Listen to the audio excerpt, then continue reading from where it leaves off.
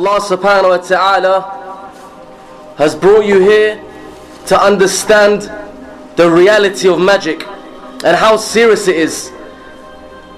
If you didn't want to know about it, you wouldn't be sitting here.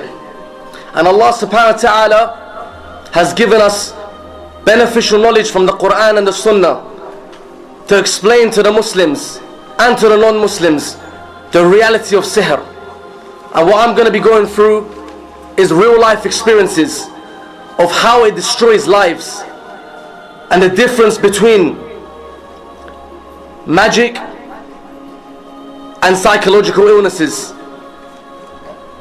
and how they have common signs between each other. Allah subhanahu wa ta'ala, He mentions regarding magic, قال تعالى واتبعوا ما تتلو الشياطين على ملك سليمان وما كفر سليمان ولكن الشياطين كفروا يعلمون الناس السحر وما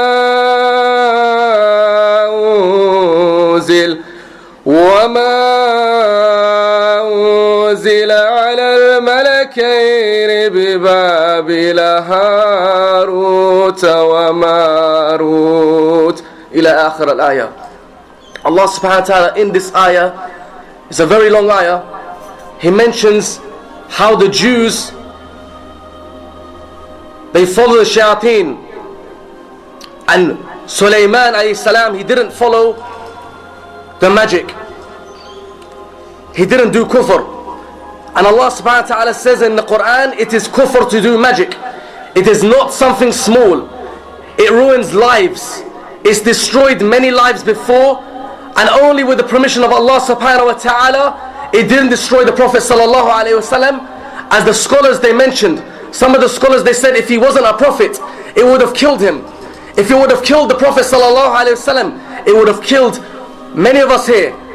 Majority of Muslims right now are struggling with prayers. The Prophet ﷺ, when he was afflicted with this affliction,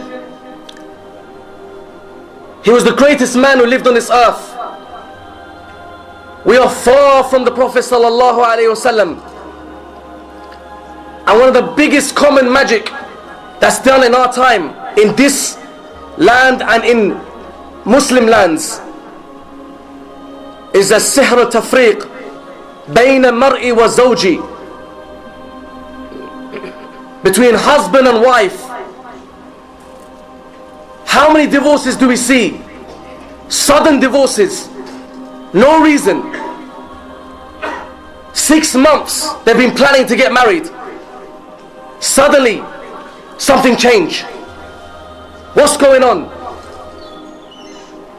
Suddenly she doesn't like him. Suddenly he doesn't want to walk out the house. Suddenly he becomes paralyzed. This is the reality of magic, and this is something that many Muslims are unaware of. As Muslims, we go to the doctor. Before we go to the doctor, why don't we ask Allah subhanahu wa ta'ala? Why don't we ask Allah subhanahu wa ta'ala? When I mean ask, I don't mean ask for 1 minute. I don't mean ask for 2 minutes. Ask until Allah subhanahu wa ta'ala gives you a cure. Ask Allah subhanahu wa ta'ala for a cure.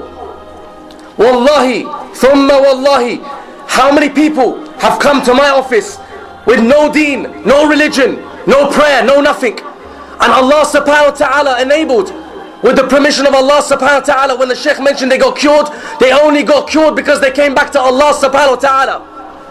Nothing come from me. Allah subhanahu wa ta'ala cures. It's you as Muslims who need to chase it. Follow Allah subhanahu wa ta'ala. Follow the sunnah. Grow your beards. Stop listening to music. Don't complain. All we hear is complaints. Stop complaining about Allah subhanahu wa ta'ala. Wallahi, this is dhulm. This is oppression. This is injustice against Allah subhanahu wa ta'ala. Allah subhanahu wa ta'ala is adil. He's just. Whether He gives you a hand or He doesn't give you a hand, He's just. Allah subhanahu wa ta'ala is the one who created all of you. He created all of us here. He's given us eyesight. He's given us hands. Just because you got a bloated stomach or you got pains in your stomach, don't complain about it. Complain to Allah subhanahu wa ta'ala. And for the reality of magic, there's some cases I will tell you. There's different types of magic. One type of magic, as I said, was for divorce. And it works with the permission of Allah subhanahu wa ta'ala. It works and it ruins lives. Wallahi, it ruins lives. And sisters, listen to me very carefully. As for the sisters who are getting afflicted by this type of magic, whether you divorce your husband, when I mean divorce, when I mean leave, whether you leave him or you don't leave him, you will still have this problem. Wallahi, sister gets divorced, marries another person. That same person has come in my office. Second husband, same office. What's the problem here? You can go to any Muslim counselor, you can go to any doctor. Magic is real, it's serious. It doesn't play games. When a magician does magic on you, if it wasn't for Allah's mercy, wallahi, majority of people would have died. And the second type of magic is a magic that is very common in the Middle East, and this is called sihrul muhabba, love. This type of marriage, this type of magic is when you as Muslims, Muslim fathers or Muslim mothers, want cousins to get married. So what they do, they go to the magician and they tell the magician, make the husband divorce the wife. So the sister starts liking a random guy who she's probably seen once or twice. She starts liking him. Why? How can you start liking a random guy? Not just like, love. Can't be without him. He's married. Subhanallah. The mother or the father goes for his son who is already married, and he's been married for 5 years, has got kids. No shame, no morals. Wallahi, this is reality. This is happening in our time. And they'll go, the father or the mother will go and they'll tell the magician to do magic on the cousin's husband. So both of them split up and they get married. Then there's another type of sihr. Recently, the scholars in the Muslim lands, when they catch the magician, what they do is they go to the houses or they find out what's going on. And one of the things they find is the magician's book. And if you knew what is in this book, wallahi.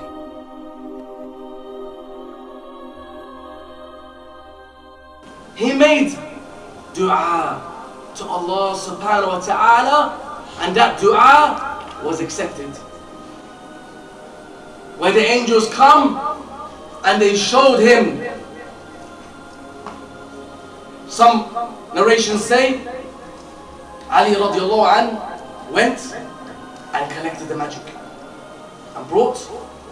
And what they did, listen to this very carefully, because this is something that many Muslims want to know about, how to destroy magic. Let's go back to what the Prophet ﷺ taught his Sahaba to do. Get the magic, and this is confirmed by the scholars. You get the magic, and you untie the knots. And when you untie the knots, you recite the Qur'an. It's simple, but some types of magic have assigned the shayateens to that ta'weez. Or when I say ta'weez, I mean ta'weez that is got gibberish. It's got X, dot, 2, 3. This is not Qur'an. This is not Arabic language. You can't say to me 987 means Bismillah. It doesn't mean Bismillah.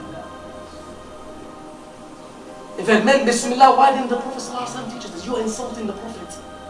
You're insulting our beloved Nabi. Everyone says we love our Prophet ﷺ. If you love him, why are you telling us something he didn't do? He didn't write 987. 786, 987, I don't know. I see so many numbers, subhanAllah. Now it's become a joke. To the extent they just write any number. You know, just scribble, yeah, go. And that, just to let you know, subhanAllah, it causes worse. That's another type of sihr now, done on you. So you got two. Then you go to another. When I mean Maulana, I'm not talking about a respectable man. I'm talking about someone who is dodgy. You'll go to some random guy who's got a long beard, and he'll give you another one, and another one. Sisters, bring me 19 ta'weezes. All of them has got Shaitan's name or Pharaoh's name and so on and so forth. So you now have got 19 types of magic on you. What's going to be left of the body? Then you say, why have I got cancer? Then you say, why have I got bloated stomach? Why have I got problems? If anyone has questions, please ask. Write it down and put and post, and brother will collect it, inshallah ta'ala. So as for that, that's one kind. Then there's another kind of magic, which sadly to say, it was found recently, as I was saying, amongst the magician's books. So in this index, it says, sihr for chest virus. Sihr for bloated stomach. Listen up very carefully. Sihr for bloated stomach. Sihr for AIDS. Sihr for cancer. You listening? You want to keep listening? Sihr for asthma. You want to keep listening? Sihr for autism. You want to keep listening? All these diseases, doctors don't know about. Some of them they do, and some of them they don't know. Clueless. Wallahi, doctors call. Doctors, professors. And when they call, they confuse themselves. Some doctors they call and they ask to speak to me, and they say, what's this? Imagine a story I heard. This is a story by a sheikh who I respect, who's been doing it for a long, long time. Probably longer than a lot of you here, 40 years. He said, some doctors found, this is in UK, they found a chain, metal, in a sister's chest. How did this chain get there?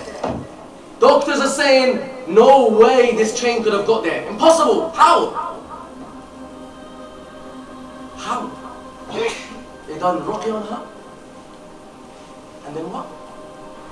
The chain, bag. Another story, bag was found. You know bag? A bag was found in a body, in the stomach, a bag. The doctors say, how? This is not possible, impossible. And how can a bag, you know, imagine this, a bag like, you know, it's made out of plastic. It's not gonna, you can't eat a bag in the concept of, it says it's not possible. Bag as in, when I mean not the plastic bags, not Tesco. I'm talking about a bag, parts of a bag, like maybe you know, the bags you wear, proper strap belt. This can't go through the throat, impossible. After they did the ruqya, the bag came out the passageway. Even then they said this is not possible. As in they don't understand. And the explanation for this is the jinn, okay, which many of us unfortunately don't believe in, and they think it's just a joke, and it's just hoo-ha, and it's just in your mind, and so on and so forth. The jinn can place in your body things with the permission of Allah subhanahu wa ta'ala. I had a sister, red meat. Listen to me very carefully. Red meat. It was explained to me, this big, nearly 2 hands. Came out the passageway. Red, listen to this very carefully. Not cooked, raw meat. This is from a brother who lives in London. So you're telling me, red meat, how? What's going on? Many times I've read on people and things come out of their mouth. And you think, what's this? What is this? And it's got a long attachment to it, a string or something. Just want to bring to your attention, brothers and sisters, when you come for a trial, when you get tested, ask yourself, when did you make dua to Allah subhanahu wa ta'ala? When you get tested, wallahi, the 3 places we find many Muslims: outside the local council, searching for a council house; outside cafeterias, abandoning their wives, abandoning. How many wives call us on a daily basis? My husband, he doesn't come home. He's too busy. And the husband will call you and say, what would he say? My wife's rude to me. How do you expect your wife to respect you if you're never home? How do you expect it? Please tell me. How are you going to expect your wife to respect you? Or your daughter to call you dad? Or your son to call you dad? When you're never home? You're either in the cafeteria for 6 hours, or you're with your friends. Or you're just out busy. And when you come home, you don't listen to her. You have nothing to say to her. Like a parrot in a cage who speaks to the wall. And then you say, why is she depressed? Well, the reason she's depressed is because, it's not because she's got a jinn inside her. She might do. She might do. But it's because you don't spend time with her. Many men just go out. Businesses. I'm too busy.